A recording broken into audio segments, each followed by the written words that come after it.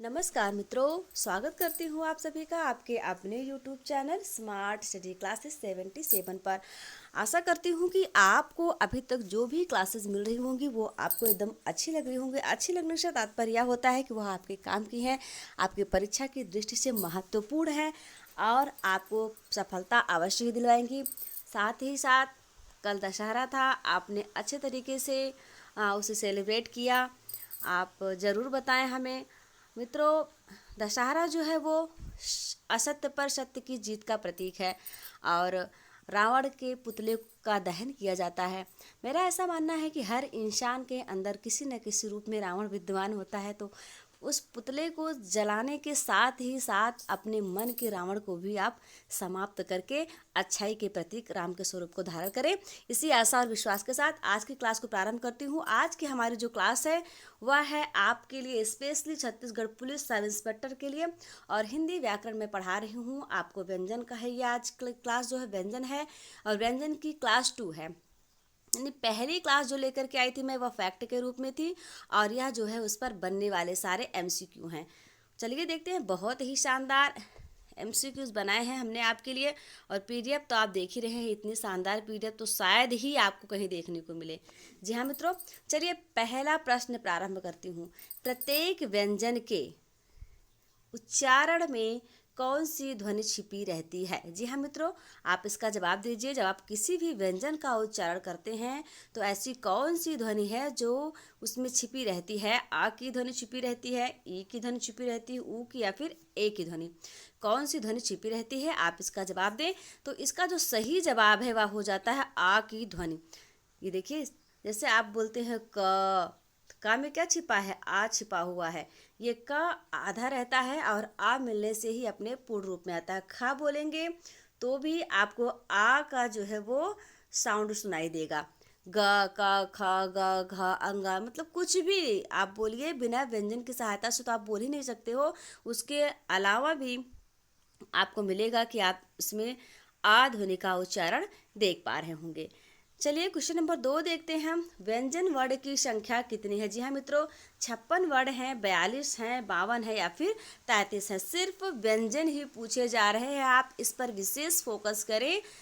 बहुत जल्दबाजी में उत्तर देने की आवश्यकता नहीं है। आपको एकदम आराम से प्रश्न को एक बार 2 बार, आप परीक्षा हाल में जब बैठे होंगे तो बार बार पढ़ करके तभी किसी प्रश्न का जवाब देंगे। तो वर्णों की संख्या जो है वो 33 है। मित्रों, आप सोचते हैं कि टाइम बहुत कम रहता है। ये आपके मस्तिष्क का जो प्रेशर होता है वो आपसे कहता है कि टाइम कम होता है।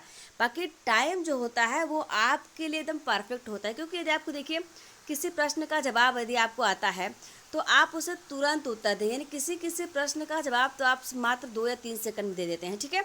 इसी तरह से आप टाइम मैनेजमेंट करिए कि आप उन प्रश्नों में कदापि ना उलझें जो आपको बिल्कुल भी नहीं आते हैं। हाँ, उस पर आप टाइम तब दीजिए जब आपने सारे प्रश्न अटेम्प्ट कर लिए आप और आपके पास टाइम बच जाए, तब आप उस पर टाइम दीजिए। और ऐसा ना करिए कि आपको सारे प्रश्न आ रहे हैं, 4-6 प्रश्न नहीं आ रहे हैं तो आप उन्हीं प्रश्नों में उलझे हुए हैं। ऐसा करना आप करेंगे, ऐसा करना जो है मैं कहूँगी मूर्खतापूर्ण होगा आपके लिए। चलिए हम देखते हैं प्रश्न नंबर 3 और यह है प्रश्न क्या पूछ रहा है आपसे। व्यंजन को कितने वर्गों में बांटा गया है? 5 वर्गों में, 3 वर्गों में, 7 वर्गों में या फिर 4 वर्गों में? मित्रों, हमारे यहाँ बहुत ज़ोर से बारिश हो रही है और आपको हो सकता है थोड़ी सी बारिश की आवाज़ भी सुनाई दे रही हो। तो बहुत ही अच्छा मौसम है। ऐसे मौसम में आप पढ़ाई बहुत अच्छे तरीके से कर सकते हैं। व्यंजन को कितने वर्गों में बांटा गया? जी हाँ मित्रों, इसका सही जवाब हो जाएगा 5 वर्गों में। अब ये वर्ग कौन कौन से हैं? पहला वर्ग है आपका का वर्ग, दूसरा है आपका चा वर्ग, तीसरा है टा वर्ग, चौथा है ता वर्ग और पांचवा है पा वर्ग। क, च, ट, ता और पा, ये 5 वर्ग होते हैं हिंदी वर्णमाला में। वर्गीय व्यंजन किसे कहा जाता है? जी हाँ मित्रों, वर्गीय व्यंजन किसे कहा जाता है? अंतस्थ व्यंजन को, संयुक्त व्यंजन को, स्पर्श व्यंजन को या फिर द्विगुण व्यंजन को? तो वर्गीय व्यंजन कहा जाता है आपके स्पर्श व्यंजन को। स्पर्श व्यंजन को वर्गीय व्यंजन के नाम से जाना जाता है। और ये स्पर्श व्यंजन क्या होते हैं, इनके बारे में हम आगे जानेंगे, क्योंकि मैंने प्रश्न इसमें शामिल किया है। अब आप बताइए, ख का उच्चारण स्थान क्या है? ख का उच्चारण स्थान कंठ है, तालु है, मूर्धा या फिर दंत है? मित्रों आप देख पा रहे हो कि हमारी पीडीएफ इतनी शानदार है कि आप इसे चाहे 144 की क्वालिटी में देखेंगे तो भी आपको बहुत ही साफ दिखाई देगा। ये बहुत अच्छे तरीके से पीडीएफ बनाई गई, तो आप इसका मूल्य समझें और सही समय से हमारे चैनल के साथ जुड़ जाएं। खा का उच्चारण स्थान क्या है मित्रों? इसका सही जवाब हो जाएगा खा का उच्चारण स्थान है कंठ। मैंने आपको बताया था आ यानी छोटा आ और साथ ही आपका का वर्ग है ना, का वर्ग में आपका का खा गा घा अंगा और हा, इन सभी का उच्चारण स्थान जो है वो कंठ है। चलिए हम आगे बढ़ेंगे। अंतस्थ व्यंजन की संख्या कितनी है? आपको इस प्रश्न का जवाब देना है। 3 है, 7 है, 5 है या फिर 4 है। तो अंतस्थ व्यंजन की जो संख्या है वह होने वाली है 4। अब अंतस्थ व्यंजन कौन कौन से हैं आप जानते हैं, वो सभी हैं या, रा, ला और वा। ये हैं अंतस्थ व्यंजन, चारों अंतस्थ व्यंजन कहे जाते हैं। उस व्यंजन की संख्या कितनी है? 4 है, 6 है, 5 है या फिर 3 है। जी हाँ मित्रों, उस व्यंजन की संख्या जो है वह भी 4 ही है। कौन कौन से? आपके श, श और श, उसके बाद हा, यानी तीनों श और हा, ये चारों जो हैं उस व्यंजन की श्रेणी में आते हैं। अब आप बताइए प्राणत्व या प्राण तत्व के आधार पर व्यंजनों की संख्या कितनी है, या व्यंजनों को कितने भागों में बांटा गया? जी हाँ मित्रों, प्रश्न आपसे पूछा जा रहा है प्राणत्व के आधार पर व्यंजनों को कितने भागों में बांटा गया है। 8 भागों में बांटा गया है, 4 भागों में, 2 में या फिर 3 भागों में बांटा गया है। तो प्राणत्व के आधार पर व्यंजनों को 2 भागों में बांटा गया है। कौन कौन से? अल्प प्राण और महाप्राण। जी हाँ मित्रों, प्रत्येक वर्ग का पहला, तीसरा और पांचवा वर्ण क्या कहलाता है? अल्प प्राण कहलाता है, महाप्राण कहलाता है, दीर्घ कहलाता है या फिर सभी कहलाता है। इसका जो सही जवाब है वह हो जाएगा अल्प प्राण। जी हाँ मित्रों, आप याद कर लीजिए, मैंने इसके पहले की क्लास में आपको बताया था 135 अल्प, 135 और अंतस्थ अल्प हैं। यहाँ पर वही तो पूछा जा रहा है आपसे कि प्रत्येक वर्ग का पहला, तीसरा और पांचवा वर्ण क्या कहलाता है। तो आप बिना कंफ्यूज हुए इस प्रश्न का जवाब देंगे, यानी 135 और अंतस्थ अल्प हैं। तो यहाँ पर क्या पूछ रहा है आपसे? 1, 3 और 5 यही तो पूछ रहा है। तो इस प्रश्न का जवाब हो जाएगा अल्प प्राण। प्राणत्व के आधार पर अंतस्थ व्यंजन क्या है? आपको इसका जवाब देना है। सघोष है, महाप्राण है, अघोष है या फिर अल्प प्राण है। बिना कंफ्यूज है, क्योंकि आपसे पूछ रहा है घोषत्व के आधार पर तो पूछ नहीं रहा है, पूछ रहा है प्राणत्व के आधार पर, और मैंने इसका जवाब पहले ही वाले में दे दिया था। तो ये अल्प प्राण है। 135 और अंतस्थ जो है वो अल्प प्राण है, बाकी जो बच जाते हैं वो महाप्राण है। घोषत्व के आधार पर व्यंजन को कितने भागों में बांटा गया? जी हाँ मित्रों, बहुत इंपॉर्टेंट क्वेश्चन है ये। 4 भागों में, 2 भागों में, 5 भागों में या फिर 6 भागों में। तो घोषत्व के आधार पर व्यंजन को 2 भागों में बांटा गया है। ठीक है, अब आप बताइए हा क्या है? यानी घोष है, अघोष है, अंतस्थ है या फिर संयुक्त है। तो हा आपका जो है वो घोष है। घोषत्व के आधार पर 2 भागों में बांटा गया ना, घोष और सघोष, अघोष, घोष और अघोष, तो इसमें घोष, हा आपका घोष है। जिन वर्णों के उच्चारण में स्वर की सहायता ली जाए उन्हें क्या कहते हैं? जी हाँ मित्रों, हलंत कहते हैं, वर्णमाला कहते हैं, वर्ण कहते हैं या फिर व्यंजन कहते हैं। तो इसका सही जवाब हो जाएगा व्यंजन कहते हैं, क्योंकि आप जानते हैं बिना स्वर की सहायता से किसी भी व्यंजन का उच्चारण संभव नहीं है। इसलिए जिन वर्णों के उच्चारण में स्वर की सहायता ली जाए उन्हें हम व्यंजन कहेंगे। आपका यह ऑप्शन नंबर डी यहाँ पर सही हो जा रहा है। जिन वर्णों को बोलते वक्त जिह्वा, मुंह का कोई ना कोई भाग, आप विशेष ध्यान दीजिए, एक एक शब्द पर ध्यान दीजिए। जिन वर्णों को बोलते वक्त जिह्वा, मेन रोल जो है वो किसका है? जिह्वा का है। जिह्वा यानी कि जीभ जिसे आप कहते हैं, का कोई ना कोई भाग अवश्य स्पर्श करे, मुख के अंदर का कोई ना कोई भाग अवश्य स्पर्श करे, उसे क्या कहा जाता है? जी हाँ मित्रों, स्पर्श व्यंजन कहेंगे आप, मुख विवृत कहेंगे, काकल्य कहेंगे या फिर सभी कह देंगे। क्या कहेंगे? तो आप उन्हें कहेंगे स्पर्श व्यंजन। ठीक है, स्पर्श व्यंजन। इसके पहले आप थोड़ा सा सोच रहे होंगे कि स्पर्श व्यंजन और वर्गीय व्यंजन तो एक ही हैं, लेकिन स्पर्श व्यंजन कहते क्यों हैं और किसे कहते हैं? तो अब आपको यह कारण स्पष्ट हुआ होगा कि हमारी ये जो जीभ है, ये जीभ है और ये मुंह के अंदर इधर दांत है, दांत इधर किनारे किनारे चारों तरफ यहाँ तक है ना, घूम घूम के जो ऊपर तालू को टच करती है, फिर यहाँ मसूड़ों को टच करती है, दांत को टच करती है, ऊपर जाके तो किनारे जो है कभी है यहाँ तो पूरा एकदम सीधी मतलब नहीं हिलेगी और यहाँ ऊपर उठती रहेगी। और कंठ का जब उच्चारण होगा तो यहाँ पर प्रेशर पड़ेगा। तो ये जो मेन रोल होता है वह जिह्वा का होता है। मुंह के अंदर जिह्वा हमारे इधर उधर घूमकर मुंह के जिस भाग को स्पर्श करती है वह उस वर्ण का उच्चारण स्थान कहलाता है, और इसी कारण से इन व्यंजनों को स्पर्श व्यंजन भी कहा जाता है।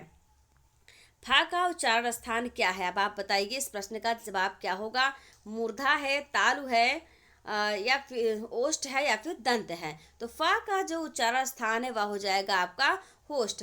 क्यों? क्योंकि मैंने आपको बताया था पा वर्ग का उच्चारण स्थान जो है वो ओष्ठ है। पा, फा, बा, भा और मा, इनका उच्चारण स्थान जो है वो ओष्ठ है, तो इसलिए यह ओष्ठ की श्रेणी में आएगा। अब आप बताइए प्रत्येक वर्ग के पांचवें व्यंजन को क्या कहा जाता है? पंचमाक्षर कहते हैं, नासिक कहते हैं, दोनों कह देते हैं, या फिर कुछ नहीं कहते हैं। तो इसका सही जवाब हो जाएगा दोनों कहते हैं, यानी आप इसे पंचमाक्षर भी कहिए या नासिक कहिए, दोनों एक ही है। प्रत्येक वर्ग के पांचवें व्यंजन को पंचमाक्षर और नासिक दोनों ही कहा जाता है।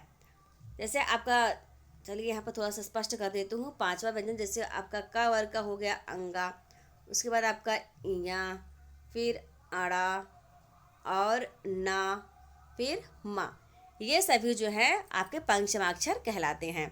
चलिए आगे बढ़ेंगे हम। अब आप बताइए लुंठित या प्रकंपित व्यंजन किसे कहा जाता है? जी हाँ मित्रों, बहुत ही इंपॉर्टेंट क्वेश्चन है, परीक्षा में आपको फंसा सकता है ये। आप इसका जवाब दीजिए, लुंठित या प्रकंपित व्यंजन किसे कहते हैं? पा को कह दोगे आप, ला को कहोगे, हा को कहोगे, या फिर रा को कहोगे, किसे कहोगे बताइए? तो आप जो है रा को कहेंगे। प्रकंपित या लुंठित व्यंजन रा को कहा जाता है। अब अगला प्रश्न बनता है यहाँ पर पार्श्विक व्यंजन किसे कहा जाता है? जी हाँ मित्रों, पार्श्विक व्यंजन किसे कहा जाता है? पार्श्विक व्यंजन कहा जाता है रा को, ला को, हा को। ठीक है, तो इसका सही जवाब हो जाएगा ला को। पार्श्विक व्यंजन कहा जाता है ला को। कोई भी डाउट यदि आपका रह जाए तो आप हमारे टेलीग्राम चैनल का जो ग्रुप है हमारा उसमें जाकर कमेंट कर दीजिए, या फिर इसी यूट्यूब के चैनल में जाकर के आप कमेंट कर सकते हैं वीडियो के नीचे, हम आपको उसका रिप्लाई जरूर करेंगे। अब आप बताइए कांकल्य, कांकल्य कहते हैं, इस कांकल्य स्वरतंत्री व्यंजन किसे कहा जाता है? पा को कहते हैं, ना को कहते हैं, रा को कहते हैं, या फिर हा को कहते हैं? तो कांकल्य या स्वरतंत्रीय व्यंजन आपका जो कहा जाता है वह हा को कहा जाता है। हा से हल है ना। उच्छिप्त व्यंजन की संख्या कितनी है? जी हाँ मित्रों, उच्छिप्त व्यंजन की संख्या कितनी है? 4 है, 2 है, 5 है, या फिर 3 है? तो उच्छिप्त व्यंजन की जो संख्या है वह आपकी 2 है। और वो उच्छिप्त व्यंजन हैं कौन कौन से? ये आपका ढ़, इसके नीचे बिंदी, ढ ढ ढ, जिसे आप द्विगुण कहते हैं, द्विगुण को ही उच्छिप्त व्यंजन भी कहते हैं। इनमें से कौन सा वर्ण स्पर्श व्यंजन नहीं है? जी हाँ मित्रों, स्पर्श व्यंजन कौन सा नहीं है? मैंने आपको बताया था स्पर्श व्यंजन की संख्या कम है। कम का मतलब, कम या एक ट्रिक है, कम का मतलब ये नहीं कि संख्या में कम है, यानी का से लेकर के माँ तक जो भी व्यंजन है वो सभी स्पर्श व्यंजन कहे जाते हैं। यानी क ख ग घ अंगा, चा छा जा जा इया, टा ठा डा ढा अड़ा, ता था दा धा ना, पा फा बा भा मा। तो ये आपके का से लेकर के माँ तक हो गए स्पर्श व्यंजन। अब आप सोचिए कि इनमें से जो है ये सारे जो व्यंजन दिए गए हैं इनमें से ऐसा कौन सा है जो का से लेकर के माँ तक के बीच में नहीं आता? तो जाहिर सी बात है या नहीं आता है। ठीक है, तो इसका सही जवाब हो जाएगा या जो है वो स्पर्श व्यंजन नहीं है। आगे बढ़ेंगे और देखेंगे क्वेश्चन नंबर 22। बहुत ही बढ़िया प्रश्न है। निम्न में से कौन मूर्धन्य ध्वनि नहीं है? जी हाँ मित्रों, मूर्धन्य ध्वनि कौन सी नहीं है आपको बताना है। दा, ठा, टा और अड़ा। तो मैंने आपको बताया था ऋतु रसा नाम मूर्धा, यानी कि आपका जो ऋष ऋषि है और टा वर्ग और रा और ये षटकोण वाला शा, ये सभी जो हैं इनका उच्चारण स्थान मूर्धन्य है। तो आप देख रहे हैं यहाँ पर, ये देखिए यहाँ पर मैं आपको बताती हूँ, टा, ठा और डा छोड़ के ढा छोड़ के अड़ा आ गया। इन ये तीनों जो हैं वो एक ही वर्ग के हैं, लेकिन आपका दा जो है वो दंत का है ना, ता था दा धा ना, इस वाले वर्ग का है। तो यह इसका उच्चारण स्थान नहीं होगा, यानी मूर्धन्य में यह नहीं आएगा दा। तो इसका सही जवाब हो जाएगा दा।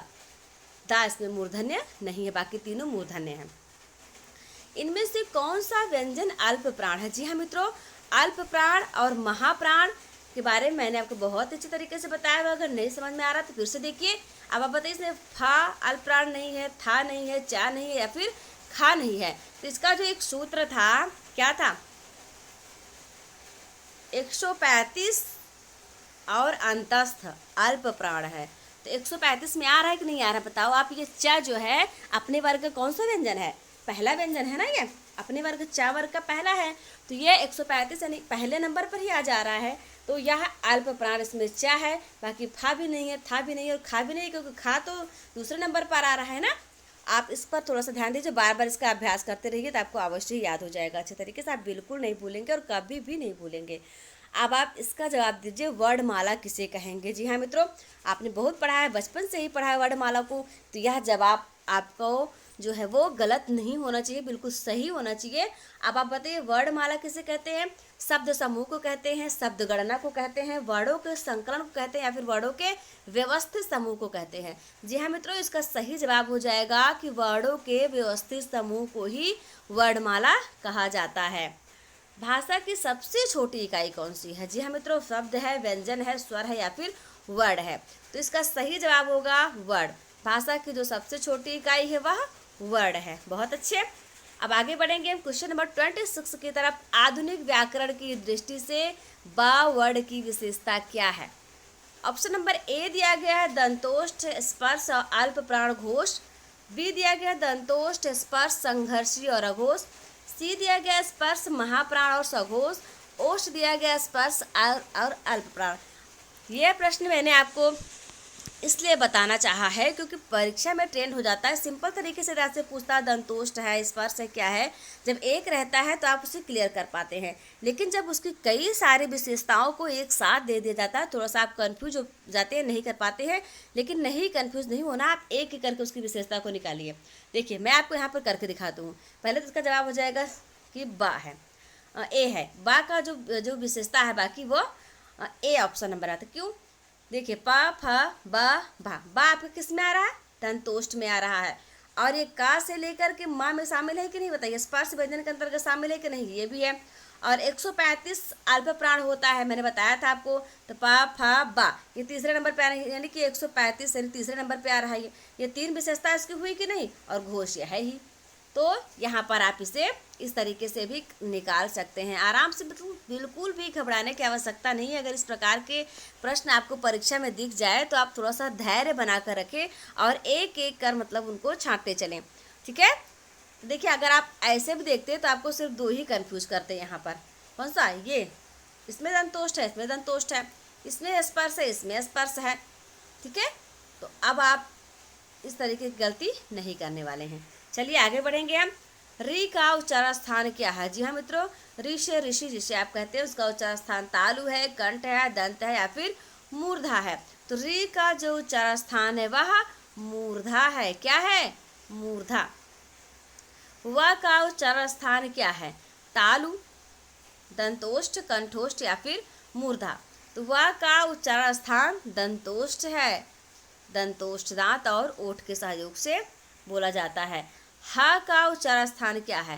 हा कंठ है, दंत है, तालु है या फिर नासिक है। मैंने इससे पहले बता दिया था, हा का जो उच्चारण स्थान है वह हो जाएगा कंठ।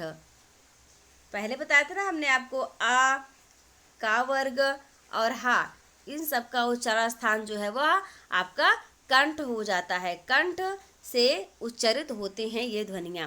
अब आप बताइए शा का उच्चारण स्थान क्या है? 3 सा होते हैं और तीनों सा का उच्चारण स्थान आपको स्पष्ट तौर पर आना चाहिए। शा, शा और शा। आपका जो ये वाला शा हो गया यानी शेर वाला सा जो हो गया, इसका उच्चारण स्थान क्या है? तालु है। उसके बाद आपको जो बचता है ये वाला सा, इसे आप क्या कहते हैं? शीता। इसका हो जाएगा दंत और ये वाला इसका हो जाएगा मूर्धा। आप अच्छे तरीके से तीनों शा में अंतर समझ लीजिए और तीनों के उच्चारण स्थान को याद कर लीजिए, क्योंकि इसे में आप ज़्यादा कंफ्यूज होते हैं। तो आपको कंफ्यूज होने की बिल्कुल भी आवश्यकता नहीं है। और अब हम देखेंगे कि इसका जो सही जवाब तो मैंने दे ही दिया आपको पहले ही, फिर भी आप देख लीजिए। सा का उच्चारण स्थान क्या है, तो वह दंत है। दंत इसे, क्योंकि कुछ लोग इसे दंती सा भी कहते हैं, मैंने सुना है कुछ लोग इसे दंत सा या फिर दंती सा भी कहते हैं, तो आप इसे समझते रहिए मित्रों। आज यहाँ पर ख़त्म होता है हमारा ये जो 30 क्वेश्चन का सेट था। इसके आगे की जो क्लास होने वाली है वह वर्तनी पर आएगी, क्योंकि मैं एकदम पूरे अकॉर्डिंग टू पाठ्यक्रम चल रही हूँ। तो अगली क्लास हमारी जो है वर्तनी के ऊपर आ रही है। भारतीय संविधान के द्वारा कौन कौन शब्दावलियाँ जो है वो मानक रूप में स्वीकृत है, उन सब के बारे में हम उनका अध्ययन करेंगे। बहुत ही अच्छी क्लास होने वाली है आपके लिए, बहुत दमदार, शानदार और जानदार क्लास होने वाली है। तो आपको हमारा यह प्रयास कैसा लग रहा है, आप कमेंट बॉक्स में कमेंट करके अवश्य बताएं, और अपने पढ़ाई को अच्छे तरीके से जारी रखते हुए लगातार आप अध्ययनरत रहें। आप अपने टाइम को बर्बाद ना करें ज़्यादातर सोशल मीडिया पर या फिर इधर उधर घूम घाम करके अपना व्यर्थ का वक्त जाया ना करें। आप अच्छे तरीके से पढ़ें और हमारे साथ बने रहिए। और हाँ, यदि आप PDF प्राप्त करना चाहते हैं तो आप टेलीग्राम चैनल से अवश्य जुड़ें, और क्लासेस देखने के लिए हमारे चैनल को सब्सक्राइब जरूर करें। साथ ही साथ आप बेल आइकन को भी प्रेस कर दीजिए, यहाँ पर ऐसे घंटा टाइप का रहता है ना, उस घंटे को आप क्लिक करेंगे, ठीक है। उससे आपको क्या होगा, नोटिफिकेशन मिलेगा। हमारी जितनी भी क्लासेस अपलोड होती हैं उनकी नोटिफिकेशन मिलेगी, तो आप हमारी क्लासेस को अच्छे तरीके से देख पाएंगे, ठीक है मित्रों। और हाँ, मैं आपसे कहना चाहूँगी, इसके पहले भी हमने जो प्रैक्टिस सेट करवाया है व्याकरण का और साहित्य का, आप उसे भी सॉल्व कर लीजिए, क्योंकि उससे आपका लगातार अभ्यास होता जाएगा। आप जितने ही ज़्यादा प्रश्नों का अभ्यास करेंगे उतना ज़्यादा परीक्षा को क्रैक करना आपके लिए आसान होगा। तो इसी आशा और विश्वास के साथ कि आप ज़रूर पढ़ेंगे और आगे बढ़ेंगे। मिलती हूँ आपसे अगली क्लास में, तब तक आप लोग स्वस्थ रहिए, मस्त रहिए, अपना और अपनों का ख्याल रखिए। नमस्कार, जय हिंद, जय भारत।